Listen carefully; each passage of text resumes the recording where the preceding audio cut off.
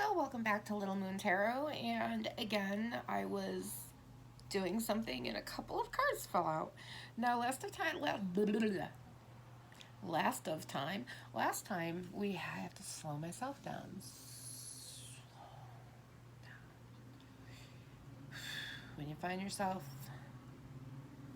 speed talking, it's always good to slow down. And then it used to be something my mom would say, just very not as in a slow down. It was a, hey Martha, hey, how about we slow down, real casual, like, yeah, we've just been running all over the apartment, but hey, maybe it's time to run a little less, so I try to keep my speech in order. Otherwise, um I'll start talking about a minute, I won't even be able to stop, and I'll barely even know what I'm saying. And I mean, really and truly, barely anybody else will really even know what I say. And I'll be really, really talking this fast, and I can also think of this fast, and this can get like a little weird when it gets like this. But so sometimes I need to slow down and take a breath. So, and go into a speed that does not feel like it feels slower than what it really needs to be. The floof. The floof. Oh wait. Let's turn you so you can see the floof. The floof. The floof. The floof. The floof. The floof. Floof. The floof.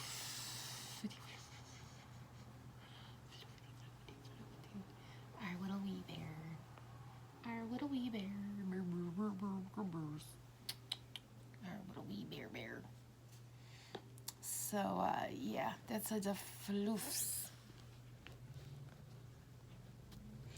So, as I said, I was shuffling, and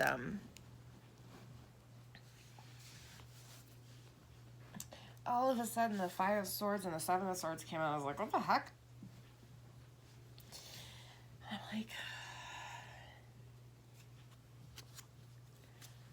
like, oh, that's interesting. Let's take a look. And like, what kind of message is this? And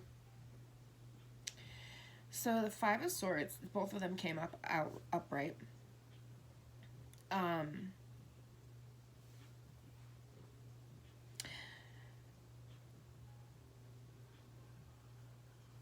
Traditionally, the Five of this suit refers to the grim and sobering process of cleaning up the battlefield after a conflict. The war as a whole has not been won or lost yet, but in this skirmish there were grievous casualties. So the Five of Wands is basically saying that you're fighting a battle. It isn't won or lost yet, but there's some cleanup that needs to start. There's just this little bit, whoever this is for, there's just like this cleanup needs to be started so that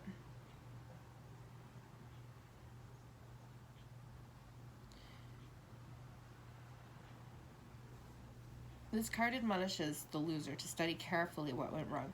So basically, this is saying it's time to clean up.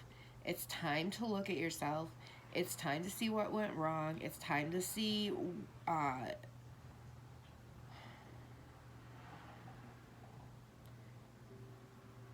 what you can do differently. How can you do something different before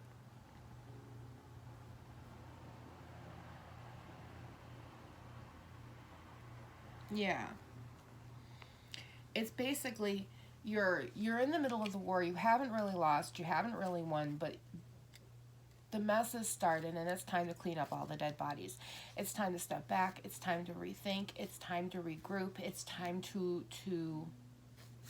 see how we can do things better. Do you know what I'm saying? It's you have to study carefully what went wrong so that a new strategy can be devised and more setbacks forestalled. There is a need to regroup and rethink the game plan, because at the end of the day, it's time to regroup and gain control. Because this also has the coffin on it, which is a form of death, which regrouping and gaining control is a change, and the death card is always a change.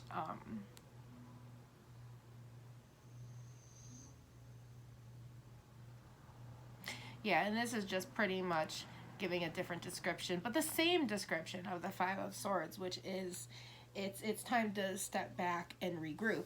And then the Seven of Swords in general means it's time to think smarter and not harder. I mean, usually it's a man uh, trying to, he's sneaking into the other side's camp, and he's trying to take all the swords so that the next day during the fight, because there's still a fight going on, the next day during the fight, when they come out of their tents, they're not going to have any swords there. But the problem is that he took all 7 of the swords, and his arms can't handle 7 swords. It can handle 4.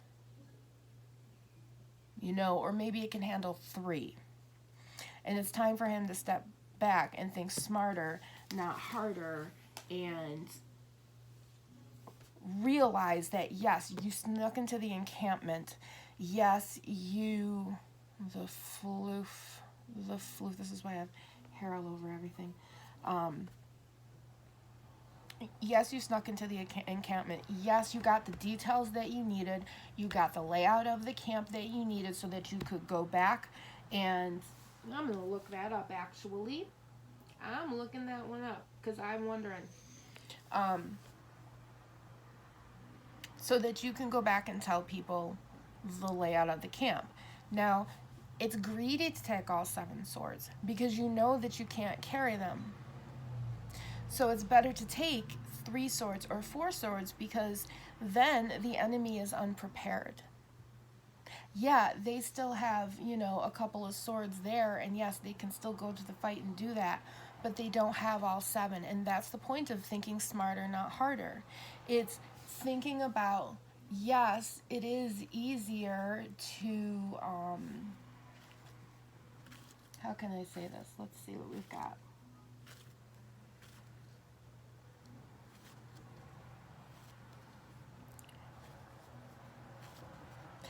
Yes, it is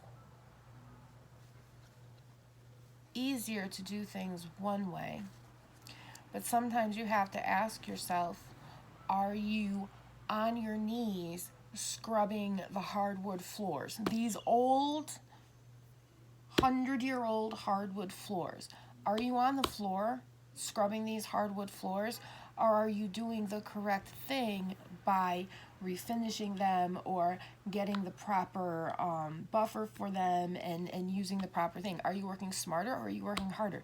Because if you're down on your knees and you're on the floor and you're scrubbing with a brush and then you're dipping it in and you're getting the water every place and then you're wiping up, that's working really hard to scrub a floor. And I'll tell you, I have been on my hands and knees scrubbing a floor. I have been on my hands and knees scrubbing many parts of this house and on this floor. And I'll tell you, having a machine that can kind of go over everything, even if you have to throw a little water down and then, well, my grandmother actually had a machine like that, but it makes it easier. Even if you have like one of the floor things, is it a pain in the ass to bring the water out to it? Probably yes, it is. We'll all have to admit that.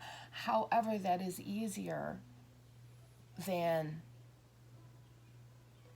getting on your hands and knees and doing it. And that's the point of the 7 of Swords, is to work smarter, not harder, because otherwise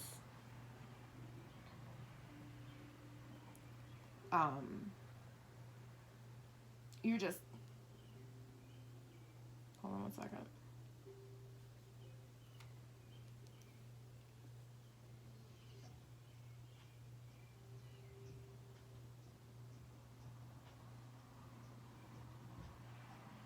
Yeah. Yeah. Otherwise, you're just not preparing correctly, So, I guess these are tiny little readings today. So that's what that's saying.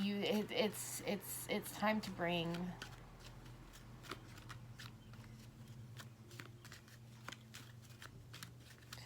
it's time to start thinking about this. It's about bringing, how can I say this? I want to say like thought structure, or Two of Cups, the gentleman.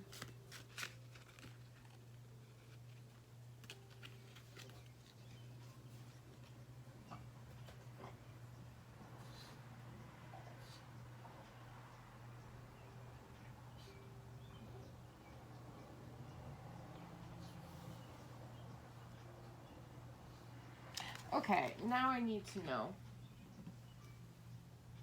Now I need to I need to know.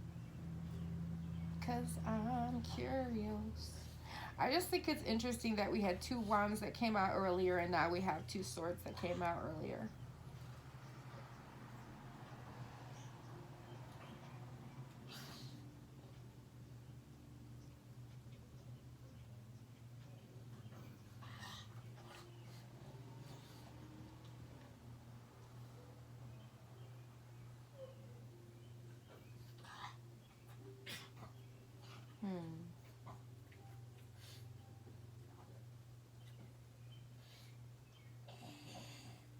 That's actually very interesting.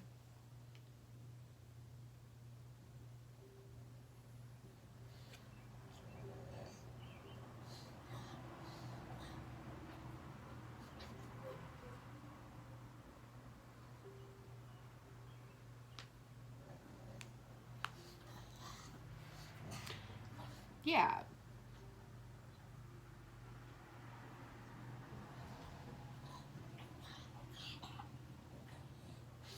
All sound effects brought to you by Doug, who's over on a sofa, who I am sure is going to come down this cute, tiny, little, adorable stairs. It is that cute and that adorable, let me tell you that much. And come over here and bother us. I'm sure he'll be over here for some head kisses and scritches and love. You know, that's true. Because in between, because I looked up what the 6 of Wands is, and basically when you're cleaning up the battlefield, because the 6 of Wands is the navigator, it is navigating you to think smarter, not harder. And if you can bridge that gap,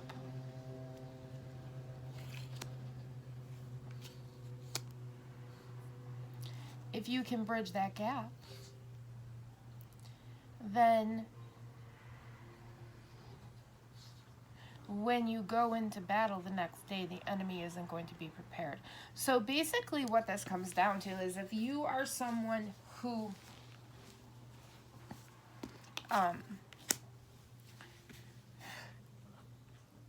has to go into a situation where maybe there was like, let me sort of kind of think on this, how to,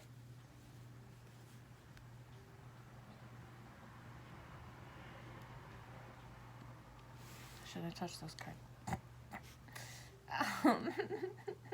I don't know what you two are doing down there. But I feel you guys might be a little separate over there. Basically, what it is coming down to is, I just completely lost it.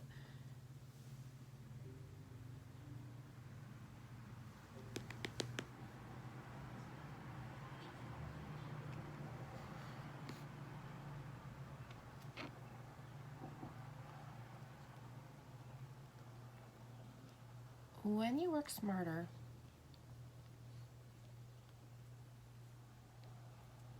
and not harder in cleaning up the battlefield. In other words, you're kind of taking it little by little and you're learning how to navigate, because in between this is, of course, the 6 of Swords. And the 6 of Swords leads you to working smarter, not harder, because it's going to navigate you where you need to go. And you can take advantage of that. They're telling me either one of 2 ways. You can either use it to make things harder for yourself, or you can use it to make things easier for yourself and how you're navigating. So say you have a situation where, say you need to talk to someone, okay? Say you have like maybe something happened at school or at work or with a family member or a friend or whatever, and everybody got heated in an argument, and now you need to talk to that person. That's part of cleaning up the battlefield, you know, whatever this is, whether whether it's talking to somebody about their alcohol abuse, whether it's talking to somebody about an incident that happened, whether it's talking to a boss about something that happened with another coworker. It's you're preparing to clean up this battlefield. And in order to do that, you, we got us a 6 here, balance. Ooh, and this 7 and a 7, spiritual growth. You have to step back and start cleaning up the battlefield. And that is going to help you navigate towards the 7 of Swords, which is going to help you realize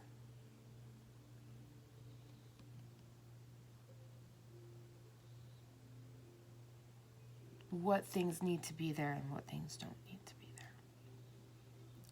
How to work harder instead of smarter. Like, you know that you're nervous about talking to your boss about something that someone said that you know wasn't very good. And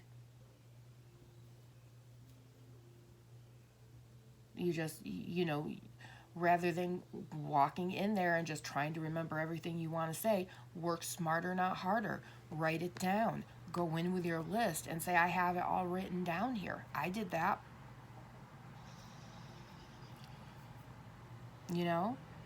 That's working smarter, not harder, because you're walking into that office prepared. If you have to talk to like your mom or your dad or a loved one, writing it down, thinking about how you're going to walk in and you're going to be calm, getting out the anger before you go, and just being calm as you're talking. You know, just manifest that in your head, rehearse that in your head. I'm going to talk to this person and I'm going to be calm. I'm going to write down everything I want to say. I can bring that with me and read from this. You know, I can ask them not to interrupt me until the end. I can bring them a copy so they can look it over as I'm doing it and make check marks and add stuff that they need to add so they can go around later and we can talk about it, whatever. That's working smarter, not harder. And that's helping you navigate how to clean up this battlefield. That's exactly what it's doing, because this battlefield feels like it was like wrenching, like completely and totally wrenching. And you're just,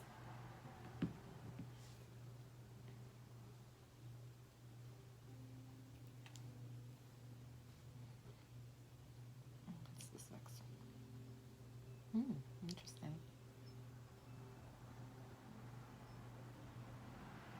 Because if you don't learn to navigate it, you're going, like I said earlier, this is the guy that tries to pick up all the swords and then loses them along the way. If you don't come in prepared, you're going to lose all your swords. And basically it is, you know, you're going to forget to tell him this and this and this, and then you're going to leave, get in the car and go, ah, shit, I forgot to tell him this. I forgot to tell him this, I forgot to tell him this, and this is really important. And then you feel like an idiot, because now you have to send them a message and go, oh, and I forgot this, this, this, and this. And if you were just having an argument because you didn't mentally prepare for the conversation that you wanted to have, then now you're just adding fuel to the fire if you're not saying it right.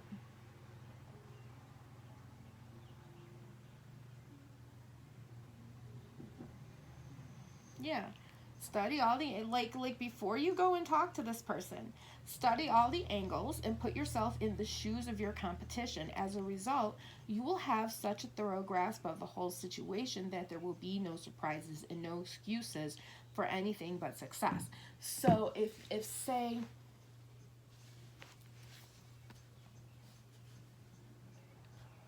so let's say this. I've worked in salons, so we'll use a salon as an example. Say you work in a corporate salon and a new girl walks in, and after about a few weeks you realize she has a little odor to her. Okay? A little armpit odor. It happens to the best of us. Some people can't use deodorant. Some people, it just takes a lot of deodorant, or they don't have the right kind, or, you know, but there's a little odor. Okay?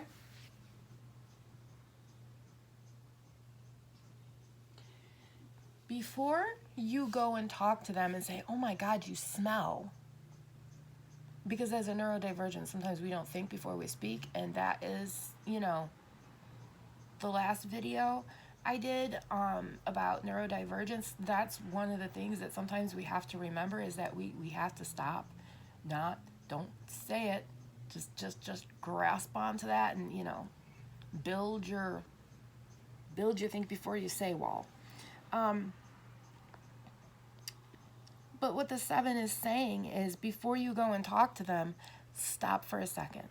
Think about it. Why do they smell? And put yourself in their shoes. What are reasons you wouldn't use deodorant?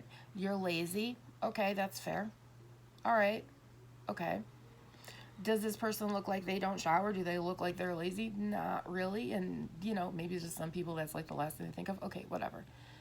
Okay, that's one reason.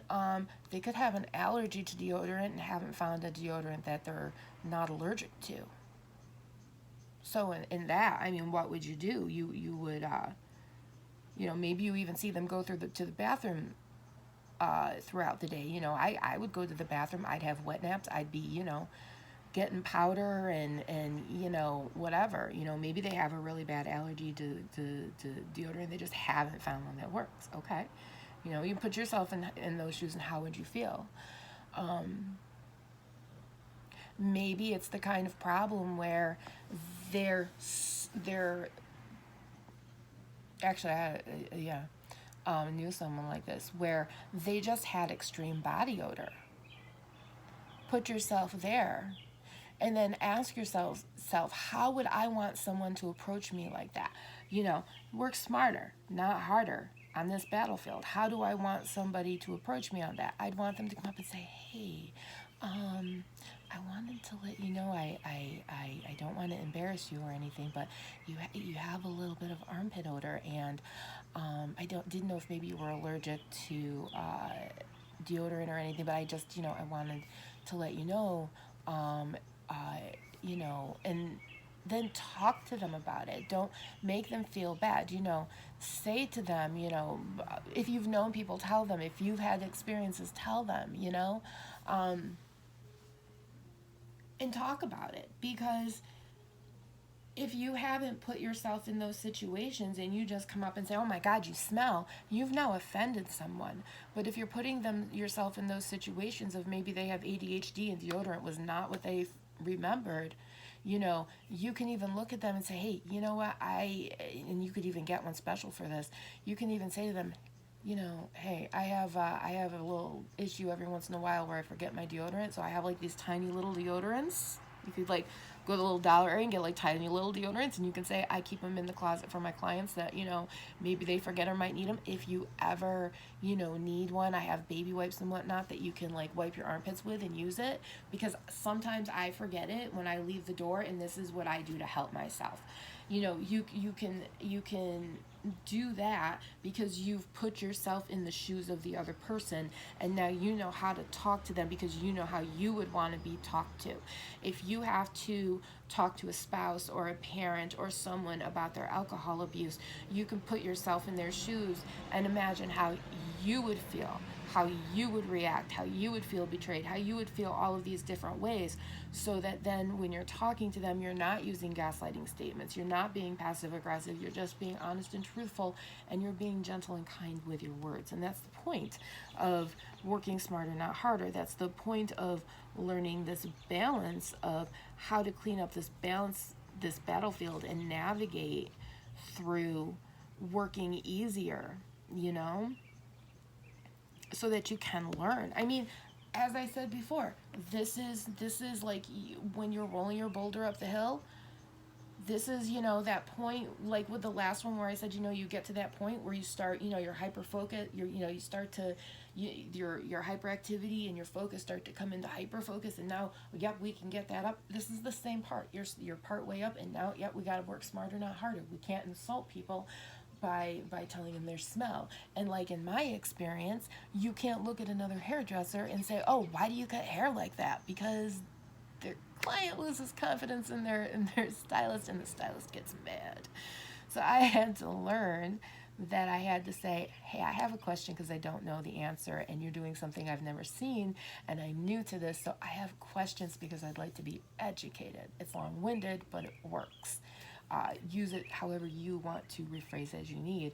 Can I ask you why, what is the benefit of cutting layers that way, or why do you like to cut hair that way, or why do you like to do the layers that way?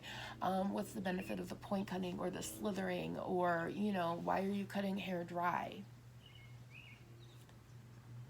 Their hair is straight, why are you cutting their hair dry? Well, honest to God, one of the reasons I like to cut hair dry is because a lot of times people, when you wash the hair and you cut it and you blow it dry, it's uneven. You have to recut. So if I cut it dry, that is, not wet. If I cut it dry first, then I can just wash it and then blow dry it, and it'll all be even where I need it.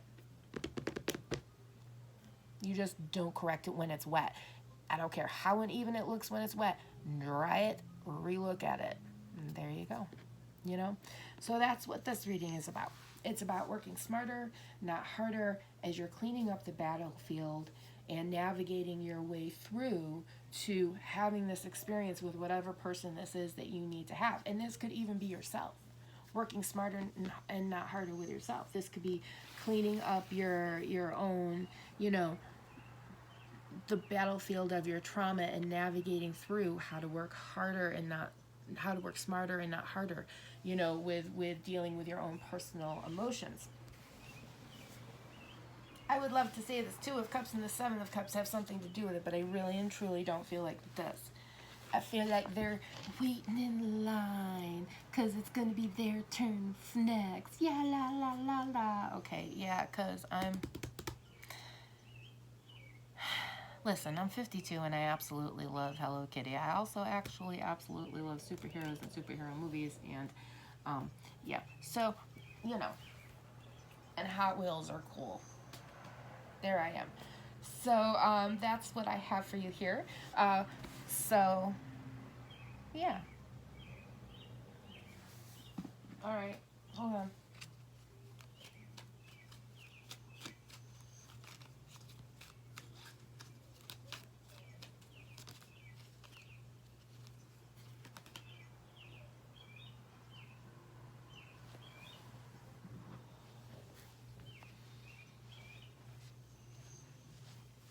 I don't know if this has to do with this one or the next one, but we're going to see.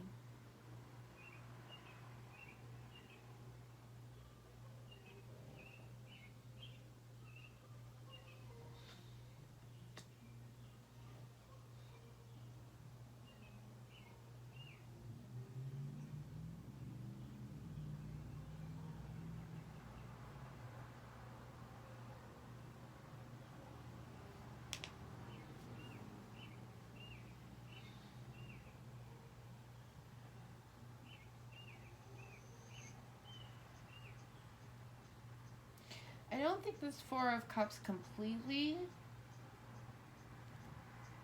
has anything to do with it, but I do think what it is saying is it's got a small minor representation here.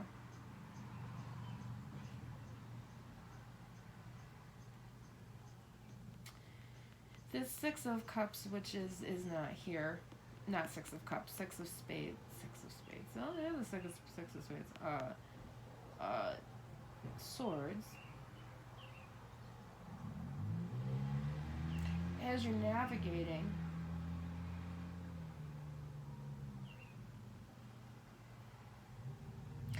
okay, as you're navigating out of cleaning this mess up,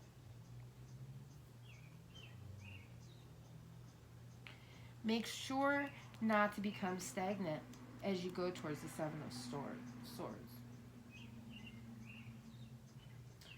Longing for change, the heart ponders its options as it should. However, you do still have to work smarter and not harder. You have to do that and be careful, because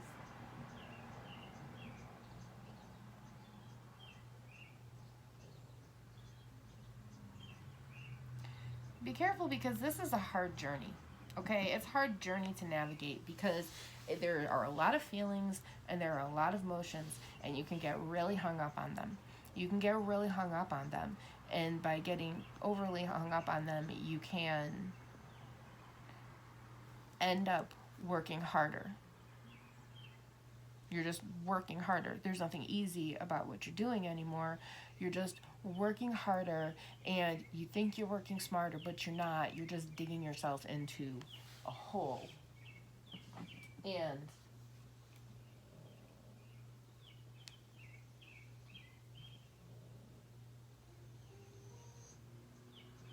And you're giving yourself more of a restless time where a person may have become dissatisfied with life and emotionally uncomfortable,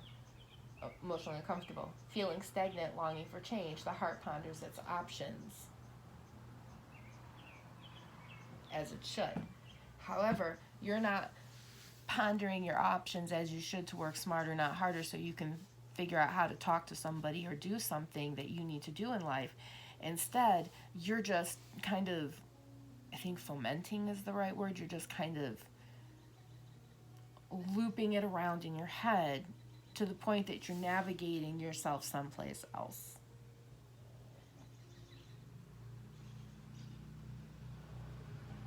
You're just working harder all the time. And that, rather than bringing you across the finish line, makes you go off and navigate into a different direction. And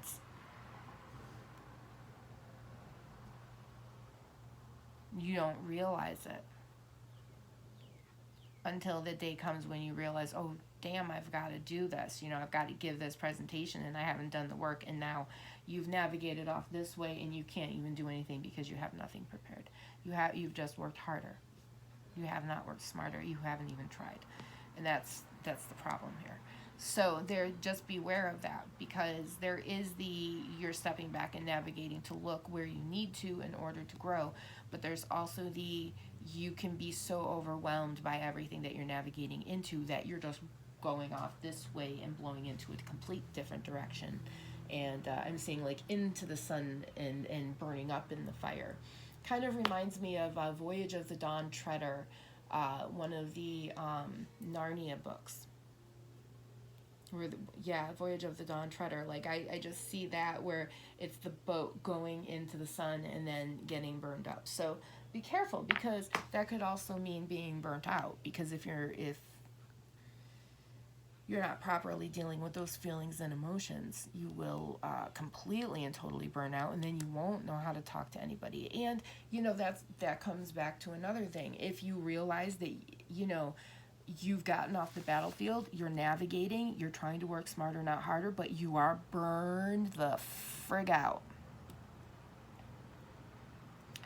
It's okay to look at the person that you have to communicate with and say, I'm burned out. I'm not saying things the right way. So if I sound weird, or it sounds terse, or it sounds whatever, can you just give me some grace, because I'm trying to get it out. And it shouldn't be a problem for someone else to go, okay, so if I hear you, and then in your head realize, if you hear them say something that doesn't sound right, wait, because they might be correcting themselves. They might be giving an explanation, and if you have to, bring a pad and paper, write it down so that you can go back to it. That is, working smarter, not harder. And that's also if you're the person that needs to be communicated with when this person comes in the door. Work smarter, not harder, because you were in this battlefield too, I feel like. I feel like you were in this battlefield too on some level. So when this person comes back to work smarter, to talk or whatever, or say whatever, you too have to do the work of working smarter, not harder, and don't be an asshole completely. You know what I mean? So that is what I have for you. And we'll see what the other two are about, because they do not feel like they belong here. They just feel like, we're waiting in line. We're waiting in line. So, yeah, they got their e-ticket. They're waiting in line. Anyway, thank you, and take care, and be good, behave, be happy, be yourself. yourself. And good night. God bless you. And we love you.